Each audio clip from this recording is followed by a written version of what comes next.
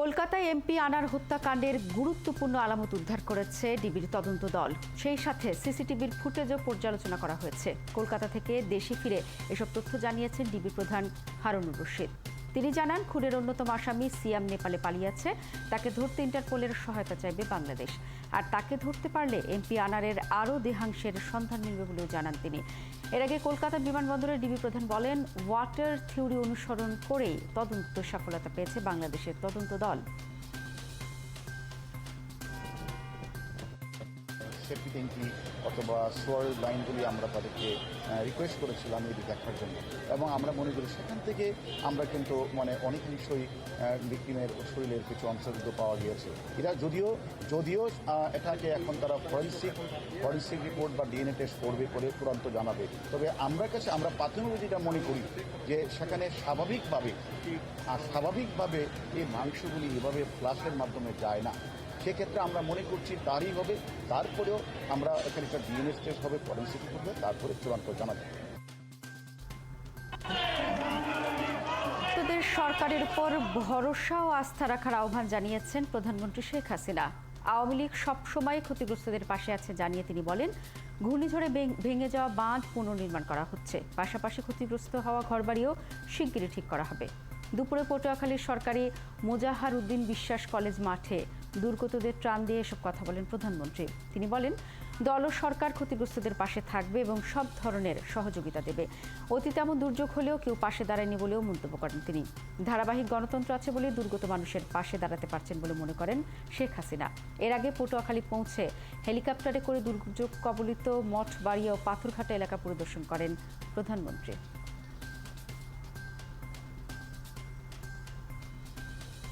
এই উপকূলীয় অঞ্চলে যাতে দুর্যোগ সহনীয় হয় সেই ঘরই আমরা করে দিয়েছি।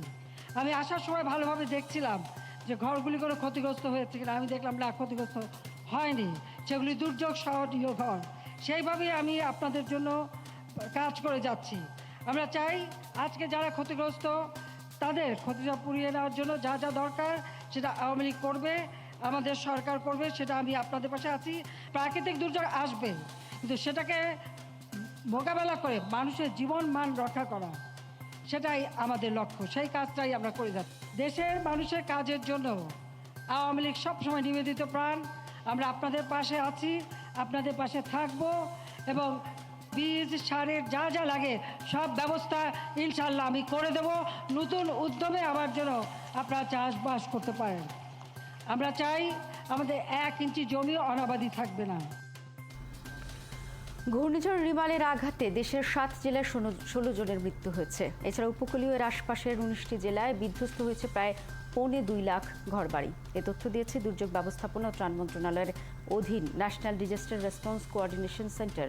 দুর্যোগ সংক্রান্ত দৈনিক প্রতিবেদনে এই সংস্থাটির তথ্য অনুযায়ী সবচেয়ে বেশি ঘরবাড়ি বিধ্বস্ত হয়েছে খুলনা জেলায়। এ জেলায় 20,762টি ঘরবাড়ি পুরোপুরি বিধ্বস্ত হয়েছে। বাগেরহাটে বিধ্বস্ত হয়েছে 10,000 ঘরবাড়ি, বাকিগুলো বিধ্বস্ত হয়েছে বিভিন্ন জেলায়। এই ঘূর্ণিঝড়ে দুর্গত মানুষের সংখ্যা প্রায় 46 লাখ বলে জানিয়েছে সংস্থাটি। উজান থেকে নামা পাহাড়ি ঢলে বাড়ছে সিলেটের নদ নদীর পানি। অকাল বন্যায় এরই মধ্যে পানির নিচে তলিয়ে গেছে সিলেটের 4টি উপজেলার শতাধিক গ্রাম। এরই মধ্যে সুরমা ও সারি নদীর পানি কয়েকটি পয়েন্টে বিপদসীমা অতিক্রম করেছে। সুরমা কুশিয়ারার মিলনস্থল আমলশিদে কুশিয়ারা নদীর পানি বিপদসীমার 17.35 সেন্টিমিটার উপর দিয়ে প্রবাহিত হচ্ছে। শুধু গোয়াইনঘাট উপজেলাতেই খোলা হয়েছে 56টি আশ্রয়কেন্দ্র। বাড়িঘর ছেড়ে আশ্রয়কেন্দ্রে ছুটছে মানুষ। গোয়াইনঘাট ও জৈন্তাপুরের সীমান্ত এলাকায় বন্যা দুর্গতদের উদ্ধার কার্যক্রম শুরু করেছে বিজিবি। তবে গবাদি পশু ছেড়ে আশ্রয়কেন্দ্রে যেতে চাইছে না অনেকেই। এদিকে জকিগঞ্জে কুশিয়ারা নদীর বেড়ি বাঁধের প্রায় 250 মিটার ভেঙে গেলে বিজিবির সহায়তায় স্থানীয় লোকজন তা মেরামত করে। পানি তো আপনার কালকে দিন থেকেই পানি বাড়তেছে, বাড়ার পরে মনে করো আজকের পরে পানি করে ঢুকছে। পানি খুব বেশি, তারপরে খাওয়া দাওয়ার অসুবিধা, আমাদের থাকতে কষ্ট হইতেছে এবং কোনো ব্যবস্থা নাই, আমরা কোনো দিকে যাইতে পারতেছি না। গরু বাছুর মনে করেন 2-3টা হয়ে গেছে গা, আর কিছু আইনা বাঁচাইছি। গরুর খাবার খেয়ে নষ্ট হয়ে গেছে গা। দিনাজপুরে কালবৈশাখীর তাণ্ডবে উড়ে গেছে টিনের চালা, ছিঁড়ে গেছে বিদ্যুতের তার ও ভেঙে পড়েছে গাছপালা। বুধবার রাত 1:30টার দিকে আকস্মিক কালবৈশাখী ঝড় শুরু হয়, যা চলতে থাকে রাত 3টা পর্যন্ত। এতে কয়েকটি এলাকার বেশ কিছু ঘরবাড়ির ক্ষতি হয়েছে। রাস্তার দুই ধারে গাছ ভেঙে পড়ায় দিনাজপুর রংপুর মহাসড়কের যান চলাচল বন্ধ হয়ে যায়। ভোরে সেগুলো সরিয়ে যান চলাচল স্বাভাবিক করেন ফায়ার সার্ভিসের কর্মীরা। দিনাজপুর আঞ্চলিক আবহাওয়া পর্যবেক্ষণাগারের কর্মকর্তারা জানান, ঝড়ের সময় বাতাসের সর্বোচ্চ গতিবেগ ওঠে ঘন্টায় 55 থেকে 60 কিলোমিটার, যা স্থায়ী ছিল 5 মিনিট। ঝড়ের পাশাপাশি 30 সেকেন্ডের মতো শিলাবৃষ্টি হয়। মোট বৃষ্টিপাত রেকর্ড করা হয় 12.2 মিলিমিটার। ঈদের এক সপ্তাহ আগে ঘূর্ণিঝড় রিমালে ক্ষতিগ্রস্ত সড়কের সংস্কার কাজ শেষ করার নির্দেশ দিয়েছেন সড়ক পরিবহন ও সেতুমন্ত্রী ওবায়দুল কাদের। ঢাকার প্রবেশ মুখে যানজট এড়াতে বাড়তি নজরদারি বাড়ানোরও নির্দেশনা দিয়েছেন তিনি। আজ বনানীতে বিআরটিএ কার্যালয়ে ঈদযাত্রার প্রস্তুতি সভায় এসব কথা বলেন ওবায়দুল কাদের। একই সাথে বর্ষায় ঢাকার সড়কে খোঁড়াখুঁড়ি বন্ধ করতে সকল কর্তৃপক্ষকে আহ্বান জানান সেতুমন্ত্রী। তিনি আরও জানান, এবার মহাসড়কে 217টি হাট বসানোর পয়েন্ট ঠিক করা হয়েছে। পাশাপাশি চিহ্নিত করা হয়েছে যানজটের 155টি স্পট। এ সময় ওবায়দুল কাদের পরিবহনের মালিকদের যানবাহনে রং দিয়ে ঘষা মাজা করার চেয়ে ফিটনেস বাড়ানোর দিকে মনোযোগ দেওয়ার পরামর্শ দেন।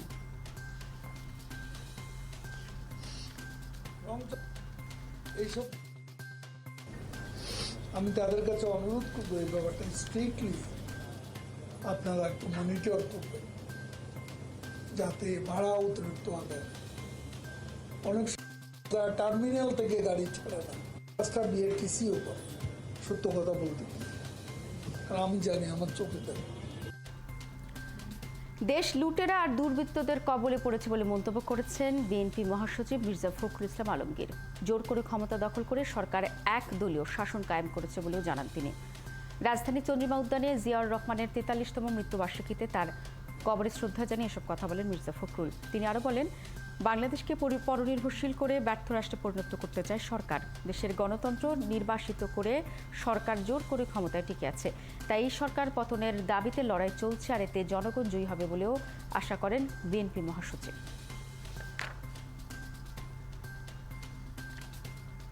বাংলাদেশ এখন পুরোপুরি দুর্বৃত্তদের কবলে, বাংলাদেশ এখন লুটেরা মাফিয়াদের কবলে।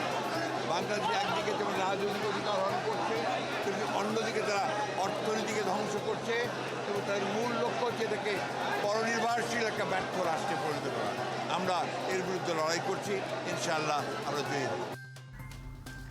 তৃতীয় ধাপের উপজেলা নির্বাচনে 38% ভোট পড়েছে বলে জানিয়েছেন ইসির বিদায়ী সচিব জাহাঙ্গীর আলম। সকালে নির্বাচন কমিশনের নতুন সচিবকে বরণ করে এসব কথা বলেন তিনি।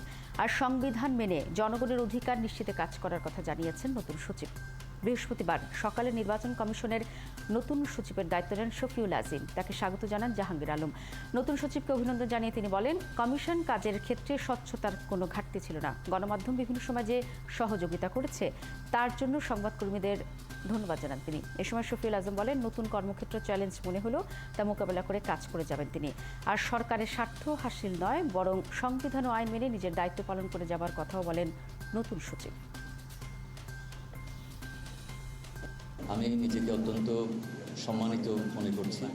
এই সাংবিধানিক প্রতিষ্ঠানে দায়িত্ব পালন করতে যাচ্ছি এবং আমার পূর্বসূরি স্যার যে এখানে উদাহরণ রেখে গেছেন, আপনাদের সাথে সহযোগিতা চাইব আমি যাতে অন্তত স্যারের কাছাকাছি থাকতে পারি এবং আমরা আমাদের সীমিত সময় কর্মকালীন আমরা যাতে এমন কিছু রেখে যেতে পারি যেটি ভবিষ্যতে বাংলাদেশের মানুষের জন্য আমরা যে ক্ষেত্রে কাজ করি না কেন সেটি যাতে তাদের জন্য উদাহরণ হয়ে থাকে। যে তথ্য পেয়েছি তাতে আমাদের 38% ভোট কাজ, আর একটু হয়তো বাড়বে, কারণ আমরা 87টার ভিতরে প্রায় 75-76টা কেন্দ্রের পূর্ণাঙ্গ তথ্য পেয়েছি। রাজধানী বাড্ডার 3তলা ভবনের নিচতলায় লাইনের জমা গ্যাস বিস্ফোরণে একজন মারা গেছে। এই ঘটনায় আহত হয়ে হাসপাতালে ভর্তি আছেন আরও একজন। ফায়ার সার্ভিসের কর্মীরা ধারণা করছেন, ভোরে বাড্ডা ডিআইটি প্রজেক্টের 4 নম্বর রোডের 3তলা একটি ভবনের নিচতলায় তিতাসের লাইন এবং সুয়ারেজ লাইনের গ্যাস জমে দুর্ঘটনা ঘটে থাকতে পারে। বিস্ফোরণের পর আগুন ধরে গেলে নিচতলার দেয়াল ফাটল ধরে। একই সাথে বাড়ির প্রবেশপথের লোহার গেট খুলে পাশের একতলার রেস্তোরাঁর উপর পড়ে।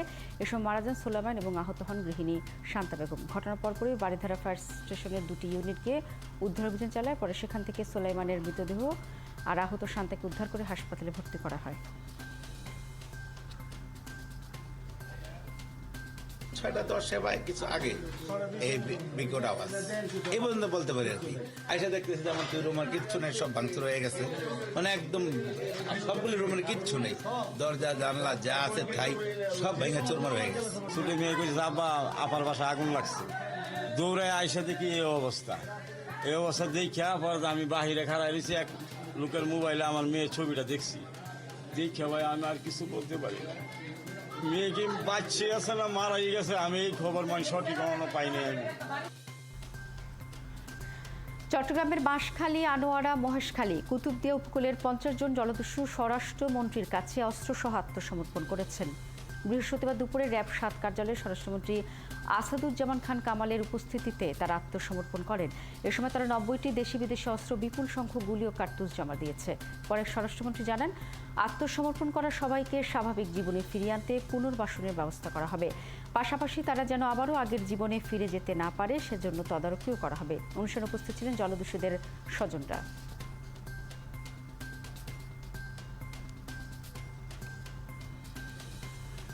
নারায়ণগঞ্জের রূপগঞ্জ এশিয়ান হাইওয়ে সড়কে ট্রাকের ধাক্কায় মোটরসাইকেল আরোহী পূর্বাচল আমেরিকান সিটির ডেপুটি ম্যানেজার আবু বকর ভূঁইয়া পায়েল নিহত হয়েছেন।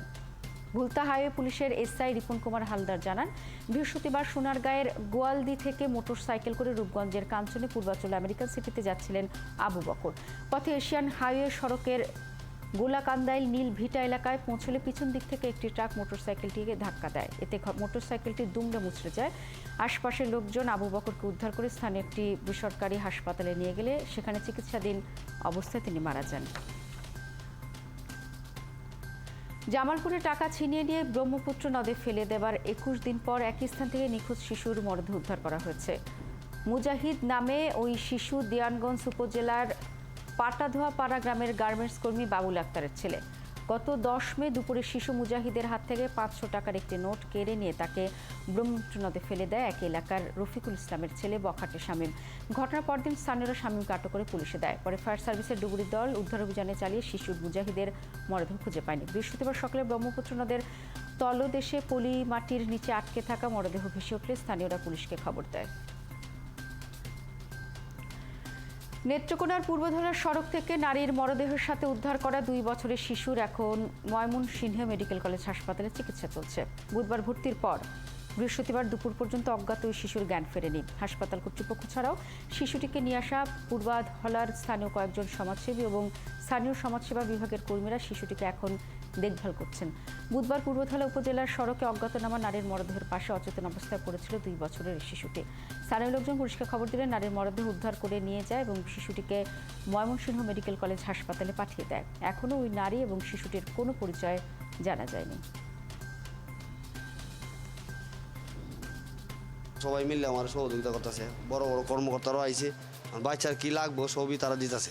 দারোগা সাহেব কইতেছে যে এই মেম্বার সাহেব এই বাচ্চাটারে হলে আমার মেডিকেল হাসপাতালে যান, এই চিকিৎসা করান, বাচ্চাটারে বাঁচা হয়। আমি কিছু এল্লা তো আর আমি পারতাম না। এরপরে আরও 2 জন মুরব্বী দিয়েছে আমার সাথে। তো বাচ্চার অবস্থা আমার মনে হচ্ছে আগের চেয়ে ইমপ্রুভ করেছে এবং আমরা আশা করি বাচ্চা হয়তো ইমপ্রুভ করবে এবং পুরোপুরি সুস্থ হয়ে যাবে। এবং যতক্ষণ পর্যন্ত এই বাচ্চা সুস্থ না হবে তার জন্য তার নিরাপত্তা, তার চিকিৎসা এবং যা কিছু প্রয়োজন সব কিছু আমরা করব। পটুয়াখালীর কলাপাড়া উপজেলার আলিপুরে বিদ্যুৎ সঞ্চালন লাইনে কাজ করতে গিয়ে বিদ্যুতের খুঁটি থেকে পড়ে মারা গেছেন লাইনম্যান লিটন বিশ্বাস। বুধবার রাতে কলাপাড়া কুয়াকাটা মহাসড়কের আলিপুর হিট লাইনে কাজ করতে গিয়ে এই দুর্ঘটনা ঘটে। পল্লী বিদ্যুৎ কলাপাড়া অফিসের কর্মকর্তারা জানান, ঘূর্ণিঝড় রিমালে ক্ষতিগ্রস্ত বিদ্যুৎ সঞ্চালন লাইন ঠিক করতে আলিপুর হিট লাইনে কাজ করতে বিদ্যুতের খুঁটিতে ওঠেন লিটন বিশ্বাস। খুঁটির উপরে উঠে সেফটি বডি বেল্ট লাগানোর সময় তিনি নিচে পড়ে যান। তাকে উদ্ধার করে কলাপাড়া হাসপাতালে নেওয়ার পর চিকিৎসক তাকে মৃত ঘোষণা করেন। এবছর কোরবানিকে কেন্দ্র করে শুধু রাজধানীতে 60,000 কোটি টাকার পশু বিক্রি হবে বলে জানিয়েছেন ঢাকা উত্তর সিটি কর্পোরেশনের মেয়র আতিকুল ইসলাম। বৃহস্পতিবার সচিবালয়ে এক আন্তঃ মন্ত্রণালয়ের সভায় এসব কথা বলেন তিনি। মেয়র বলেন, এবছর কোরবানিকে কেন্দ্র করে রাজধানীতে ৭৫,০০০ কোটি টাকার বাণিজ্য হবে। তাছাড়া শুধু ঢাকাতেই পশু বিক্রি হবে ৬০,০০০ কোটি টাকার এবং ২৫ লাখ পশু কোরবানি হবে। এবার পশুর হাটে ২৪ ঘন্টা ব্যাংকিং সুবিধা থাকবে বলে ডিএনসিসি মেয়র জানান। তিনি বলেন, এবার ক্রেডিট কার্ডের মাধ্যমে পশু বেচাকেনা করাও যাবে, হাসিলও পরিশোধ করা যাবে অনলাইনে। এই সংক্রান্ত অর্থনৈতিক কর্মকাণ্ড সঠিকভাবে বাস্তবায়ন করতে সংশ্লিষ্ট সবাইকে তাগিদ দেন ডিএনসিসি মেয়র। থাকবে, সুতরাং যেই ধরনের একটা গরু পছন্দ হলো কিন্তু তার কাছে সাফিসিয়েন্ট টাকা নেই, সাথে সাথে ক্রেডিট কার্ডের মাধ্যমেও সেখানে অনলাইন বা এমএমএস এর মাধ্যমে তারা সকল ধরনের ট্রানজ্যাকশন করতে পারবে। বাংলাদেশের ইতিহাসে প্রথমবারের মতন আমরা হাসিলের টাকাও অনলাইনে তারা দিতে পারবে। এই ব্যাপারেও আমরা হাটের যারা কর্তৃপক্ষ আছে তাদের সাথে সেই ধরনের কাজ করেছি এবং ব্যাংক প্রয়োজনে প্রিপেড কার্ড সরবরাহ করবে এবং ২৪ ঘন্টা এই ব্যাংকিং সুবিধাটা থাকবে। আয় বুঝে ব্যয় নয়, বরং ব্যয় ঠিক করে আয়ের পরিকল্পনা করা হয় বাজেটে। আর তাই তো রাজস্ব আদায়ের উচ্চ লক্ষ্যমাত্রা অর্জন করা সম্ভব হয় না জাতীয় রাজস্ব বোর্ড এনবিআর-এর। অর্থনীতিবিদরা বলছেন, অনলাইন সহ প্রযুক্তির ব্যবহার এবং কর কাঠামোর পরিবর্তন না হওয়ায় লক্ষ্যমাত্রা অর্জন সম্ভব হচ্ছে না। এর মাঝে ৩.৫ লাখ কোটি টাকার ঘাটতি নিয়ে আগামী অর্থ বছরের জন্য প্রায় ৮ লাখ কোটি টাকার বাজেট দিতে যাচ্ছেন অর্থমন্ত্রী। বিস্তারিত সুশান্ত সিনহার রিপোর্টে। চলতি ২০২৩-২৪ অর্থ বছরে জাতীয় রাজস্ব বোর্ডের সংশোধিত রাজস্ব আদায়ের লক্ষ্যমাত্রা ৪,১০,০০০ কোটি টাকা। এর মধ্যে জুলাই থেকে এপ্রিল পর্যন্ত ১০ মাসে আদায় হয়েছে ২,৯০,০০০ কোটি টাকা। গত বছরের তুলনায় রাজস্ব আয়ে প্রবৃদ্ধি প্রায় ১৬ ভাগ। একক মাস হিসাবে এপ্রিলে আয় হয়েছে ৩০,০০০ কোটি টাকা। সেই হিসেবে লক্ষ্যমাত্রা অর্জনে মে ও জুন মাসে কমপক্ষে ৫৫,০০০ কোটি টাকা করে আয় করতে হবে রাজস্ব বোর্ডকে। রাজস্ব আয়ের লক্ষ্যমাত্রা নির্ধারণ হয়, এটা করা হয় প্রায়শই গত বছরের বাজেটের ভিত্তিতে। কিন্তু গত বছরের বাজেটের যে লক্ষ্যমাত্রা দেওয়া হয়েছে সেটা তো আপনার বড় ধরনের ঘাটতি দিয়ে সেটা শেষ হয়। ৮৪% কি বড় জোর ৮০% আপনি অর্জন করতে পারেন, কিন্তু ওই ২০%কে যদি আপনাকে আবার পরবর্তী বাজেটের সাথে যুক্ত করে দেওয়া হয় তাহলে এইটা একটা অলৌকিক লক্ষ্যমাত্রা রাজস্ব বোর্ডের জন্য দেওয়া হয়। গেল ১৫ বছরে কৃষি নির্ভর অর্থনীতি থেকে শিল্প নির্ভর অর্থনীতিতে বেশ এগিয়েছে বাংলাদেশ। অর্থনৈতিক অগ্রগতি হয়েছে, তাহলে কেন রাজস্ব আদায়ের লক্ষ্যমাত্রা অর্জিত হচ্ছে না? আমরা মূলত খরচ নির্ধারণ করে সম্পদ খুঁজি। তখন এই সম্পদ খোঁজার জন্য কতখানি আমরা জাতীয় রাজস্ব বোর্ডের থেকে নিতে পারবো, কতখানি তার বাইরে থেকে নিতে পারবো, বাকিটা আমি কতখানি ব্যাংকে থেকে ঋণ নিব, আমি বন্ড বিক্রি করব এবং বা সঞ্চয়পত্র করব এবং সর্বশেষ বিদেশ থেকে ধার করব। জাতীয় রাজস্ব বোর্ডের বিশাল পরিবর্তন করতে হবে, ট্যাক্স স্ট্রাকচারের পরিবর্তন করতে হবে এবং যেসব জায়গায় ট্যাক্স দেওয়া হয় না, বলা হয় থেকে কাগজে আসে ধনী মানুষদের যাদের ট্যাক্স দেওয়ার কথা যে পরিমাণ যতখানি তা অনেকেই দেয় না, এটা এখন একটা সবাই জানে। সরকারকে এই রাজনৈতিক সিদ্ধান্ত নিয়ে এই কাজটি না করলে ওই পরিমাণে রাজস্ব আয় হবে না। ভ্যাট সহ পরোক্ষ কর আদায়ে এনবিআর-এর সকল তোড়জোড়, কিন্তু ধনীদের কর আদায়ে কঠোর নয় এনবিআর, ফলে প্রকট হচ্ছে বৈষম্য। বাংলাদেশের অর্থনীতিতে বিগত সময়কালে সেই সমস্ত আয় আমার করের আওতার ভিতরে নেই, কারণ হলো অনেক ক্ষেত্রে এই আয় আইনানুগ না, পবিত্র না। সেহেতু সেই ক্ষেত্রে আয় যারা করেছেন তারাও সেটা ঘোষণা করতে দ্বিধাবোধ করেন। সেই জায়গাটাতে জাতীয় রাজস্ব বোর্ডের চেয়ে দুদকের ভূমিকা বেড়ে যায় অনেক বেশি। আগামী ৬ জুন প্রায় ৮ লাখ কোটি টাকার বাজেট দিতে যাচ্ছেন নতুন অর্থমন্ত্রী, যেখানে ঘাটতি স্মরণকালের মধ্যে সবচেয়ে বেশি, প্রায় ৩.৫ লাখ কোটি টাকা। সুশান্ত সিনহা, একাত্তর, ঢাকা। কৃষকের প্রয়োজন অনুযায়ী প্রযুক্তি তৈরি করে সেটিকে কৃষকের কাছে নিয়ে যেতে হবে বলে জানিয়েছেন বাণিজ্য প্রতিমন্ত্রী আহসানুল ইসলাম টিটু। তিনি বলেন, দেশের কৃষিকে স্মার্ট কৃষিতে রূপান্তর করতে হলে কৃষকের অভিজ্ঞতাকে প্রযুক্তির সাথে মিলিয়ে কাজ করতে হবে। ঢাকা চেম্বার অফ কমার্স আয়োজিত smart agriculture issue and challenges in value chain development বিষয়ক আলোচনায় এমন কথা বলেন বাণিজ্য প্রতিমন্ত্রী। তিনি আরও বলেন, কৃষকদের আনস্মার্ট মনে করার কোনো সুযোগ নেই, কারণ তারা কোনো বিশেষজ্ঞ ছাড়াই কেবল অভিজ্ঞতার থেকে বীজ রোপণ থেকে শুরু করে সব কিছু আন্দাজ করে নেয়। কৃষকদের এই অভিজ্ঞতা আমাদের প্রযুক্তির মূল পুঁজি। প্রতিমন্ত্রী বলেন, দেশের চেম্বারগুলিতে আলাদা আলাদা ডেস্ক করা হবে, যেখানে চেম্বারে বসে আমদানি রপ্তানি সম্পৃক্ত যাবতীয় কাজ করা যাবে, আর জিসি খোলা সহ সব কিছু পেপারলেস হবে। লজিস্টিক পলিসি 2024 গেম চেঞ্জার বলে উল্লেখ করেন তিনি। কৃষক কিন্তু অ্যাডাপ্ট করবে না, because he think he is smart and he is smart. বছরে আগে একটা ফসল হইতো, দুইটা ফসল হইতো, এখন 3টা ফসল হয়, এবং তার মধ্যে আবার ছোট ছোট সাইডে আবার 2-1টা ওভারল্যাপিং ফসলও কিন্তু সে করে ফেলে। সো তারা দে আর ভেরি স্মার্ট। এখন তাদের এই স্মার্টনেসটাকে আপনার টেকনোলজি দিয়ে কিভাবে শার্প করতে পারবেন, এটাই মনোনিবেশ করতে হবে।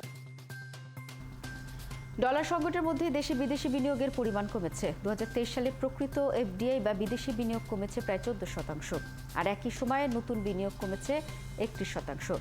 সম্প্রতি বাংলাদেশ ব্যাংক প্রকাশিত তথ্য বলছে 2023 সালে দেশে 300 কোটি 44 লাখ ডলারের বিদেশি বিনিয়োগ এসেছে। 2022 সালে এসেছিল 348 কোটি ডলার, অর্থাৎ এক বছরে ব্যবধান দেশে বিদেশি বিনিয়োগ কমেছে 13.7% বা 47 কোটি 55 লাখ ডলার। এদিকে নতুন বিনিয়োগ বা ইকুইটিও 3 বছর ধরে ধারাবাহিকভাবে কমছে। গত বছর সবচেয়ে বেশি বিদেশি বিনিয়োগ এসেছে উৎপাদন খাতে। মোট বিদেশি বিনিয়োগের প্রায় 42% এসেছে খাতে, আর গত বছর সবচেয়ে বেশি বিদেশি বিনিয়োগ এসেছে যুক্তরাজ্য থেকে। দেশটি থেকে 61 কোটি 39 লাখ ডলার বিনিয়োগ এসেছে।